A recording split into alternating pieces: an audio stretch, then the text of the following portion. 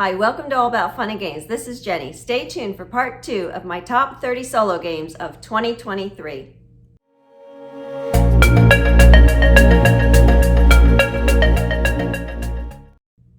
It was a great year for playing solo games this year, and I want to clarify, these aren't games that were all published in 23, but a list of the top 30 solo games from those that I played in the year of 2023. And when making my list, I decided to break up my list of top 30 into 3 different time categories, because for me, the time that I have to play a game is often a factor of which games I have to play. Do I have a half hour, maybe an hour, or maybe I have longer time to play? And in each of those time categories, I have my favorites. So that is how I created my list of top 30 solo board games. Part 1 was for those games that I have less than a half hour to play. Part 2, which is following, is those games that take about a half hour to an hour to play. And part 3 are the games that take a little bit longer, like over an hour. So let's get to part 2, those top 10 games that take about a half hour to an hour to play. Number 10, Parks. In parks, you take the role of hikers, enjoying mountain trails over 4 different seasons. The goal is to have the most points possible from visiting parks, taking photos, and other end-of-game bonuses. It's a bit of worker placement, a beautiful game that I can play in about a half hour. I love all the different parks included in the game. Number 9, Pandemic.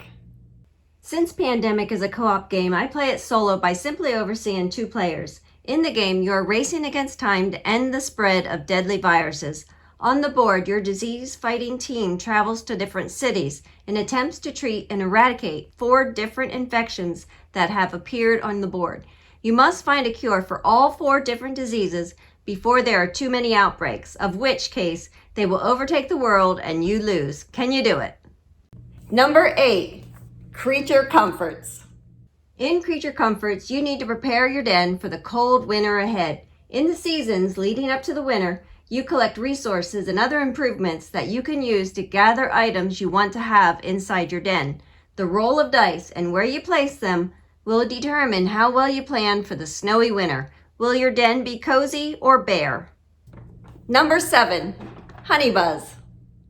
In Honey Buzz, you are making and selling honey. You send out beeples, your worker bees, to take the actions required in order to have the most successful hive.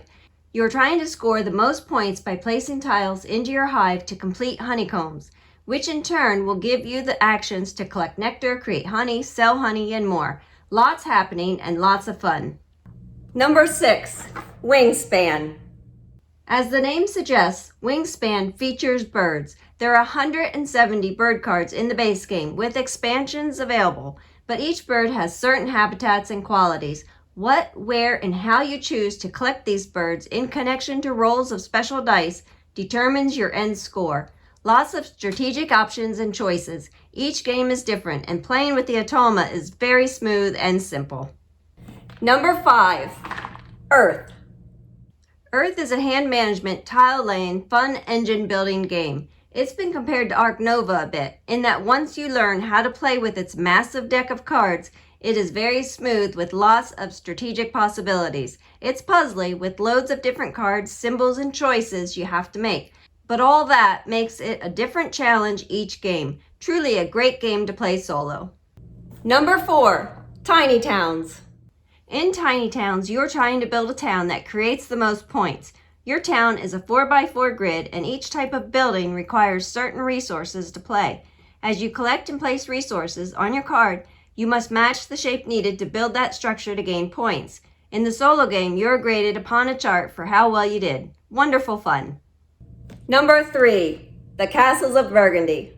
In this game, you're trying to make your lands the most powerful.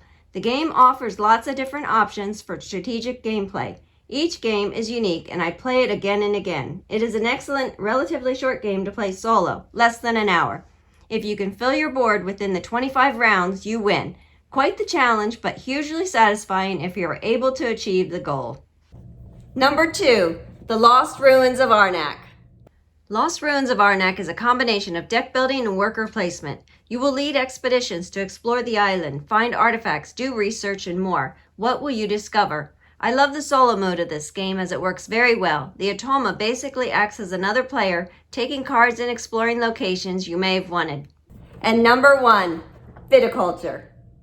In Viticulture Essential Edition, you are striving to be the best winemaker, from planting fields to harvesting grapes to then making and selling wine. On your turn, you must allocate workers as well as manage visitors to best meet the demands of running a successful vineyard business all through the years. I love playing solo, even though the Atomo often places his meeples where I wanted to go.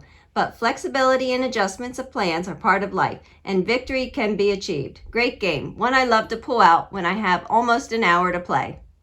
So there you have part 2 of my top 30 solo board games of 2023. Thanks for watching, and I'll see you next time here at All About Fun and Games.